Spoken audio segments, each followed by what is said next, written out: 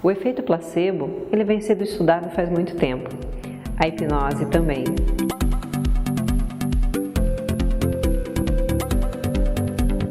Ambos compartilham eventos fenomenológicos. São eventos diferentes que a ciência está indo atrás cada vez mais para explicar como acontecem esses fenômenos. Em 1902, Ian Pavlov ganhou o Prêmio Nobel de Medicina através de um estudo que era sobre o reflexo condicionado. Ele fez um estudo em cães e nesse estudo, o que ele fez? Ele oferecia um pedaço de carne para os cães e eles salivavam. Beleza. A salivação frente a um alimento é chamado de um reflexo incondicionado, é algo que é natural, que vai acontecer naturalmente. Só que, junto com um pedaço de carne e com o cachorro salivando, ele tocava uma campainha. Ele repetiu isso algumas vezes e depois de um dado momento, ele não ofereceu mais o pedaço de carne, ele apenas puxava a campainha. E quando ele tocava a campainha, o cachorro salivava. Então, aquele reflexo incondicionado, ele foi condicionado por uma resposta separada daquilo, que era a campainha. E produzia o mesmo efeito, que era a salivação. Sem a carne, só com a campainha, o animal salivava. E quando esses estudos eles foram se estendendo para os seres humanos, se observou algo ainda mais legal ali, que o ser humano ele possui o desenvolvimento da linguagem. E a linguagem para o ser humano é algo muito abrangente.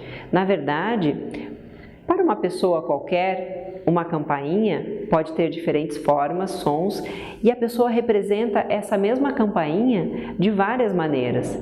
Então, muitas vezes o estímulo ele pode vir de lugares diferentes e o reflexo simplesmente ser ativado. Então, o efeito placebo, ele é esse reflexo que foi condicionado.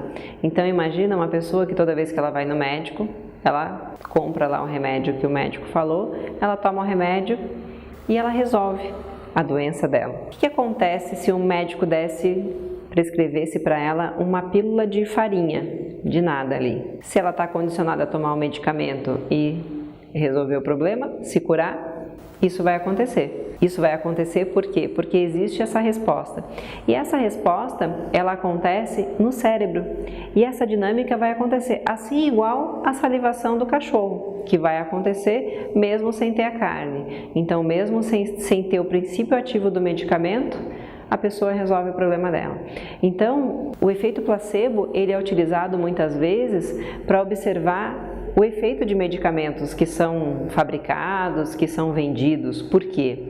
Para observar se o efeito está sendo só porque a pessoa simplesmente está ingerindo ou se aquele princípio ativo está fazendo a diferença que precisa fazer naquele caso específico. E a hipnose? O que ela tem de diferente do efeito placebo? Será que ela é o mesmo que o efeito placebo? Na verdade, o efeito placebo, esse que eu te expliquei até agora, ele atua numa área do cérebro que é chamada de córtex pré-frontal. Essa região do cérebro, ela é ativada e ela é necessária para que esse reflexo condicionado aconteça. E já a hipnose, ela atua de uma maneira diferente. E justamente essa região que é chamada de córtex pré-frontal, ela fica em segundo plano ali. Ela não é ativada, ela não é estimulada pela hipnose. Outras regiões do cérebro sim, mas esse estado de profundidade, de ondas que são em frequências mais lentas, ele vai criar um estado diferenciado para a hipnose. Então a hipnose, ela vai acontecer, ela depende da pessoa ser sugestionável, sim, os efeitos dela dependem, sim. Por quê? Porque todo o processo de indução da hipnose, de aprofundamento da hipnose, são sugestões e mais sugestões. Imagine isso, imagine aquilo, então são sugestões.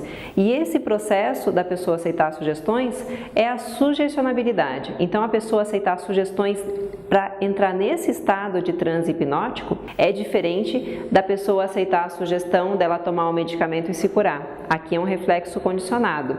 Aqui é um nível de profundidade de frequência cerebral totalmente diferente. Então são dois polos diferentes. Mas eles podem acontecer conjuntamente? Eles podem coexistir? Podem. Então a hipnose ela pode exercer um efeito placebo, ou o efeito placebo ele pode estar utilizando a hipnose para ter um resultado? Pode. Se a pessoa ela teve uma experiência prévia e ela se curou, ela resolveu alguma situação, ela tratou alguma questão com a hipnose, ela pode, simplesmente pelo fato de estar repetindo aquele procedimento, resolver, como que instantaneamente. É como se ela tivesse aprendido já que a hipnose resolve aquilo e ela resolve. E sempre que ela usa, funciona. Então, muitas vezes estão associados o estado de hipnose com as sugestões e o reflexo condicionado, que é o efeito placebo. Então é muito interessante você perceber e conhecer, até para você poder utilizar. Então, com um paciente seu no consultório, por exemplo, você pode dar um medicamento? Pode. Você pode, a pessoa está acostumada a tomar o medicamento e você pode simplesmente dar algumas sugestões sobre aquele medicamento ou explicar algumas coisas que ela já conheça e você vai perceber que o resultado é diferente. Sim. É muito importante ética? Sim, em todo procedimento que você for fazer, em toda sugestão que você for dar para o seu paciente. A sua conduta como profissional é o mais importante. E se a gente olhar no âmbito da hipnose, vai funcionar da mesma maneira. A sua ética, o seu posicionamento quanto às sugestões que você for dar é muito importante, tanto para o resultado, que você quer um resultado bom desse procedimento que você está fazendo, quanto para o bem-estar da pessoa, para ela se sentir segura ali com você. Espero que vocês tenham gostado. Qualquer dúvida ou sugestão você pode deixar nos comentários. E você pode compartilhar também as suas experiências. Se você já usou o efeito placebo, se você já percebeu ele na sua prática, no seu dia a dia da clínica, se você já usou a hipnose também, compartilha que eu quero saber. A gente se vê no próximo vídeo. Até lá!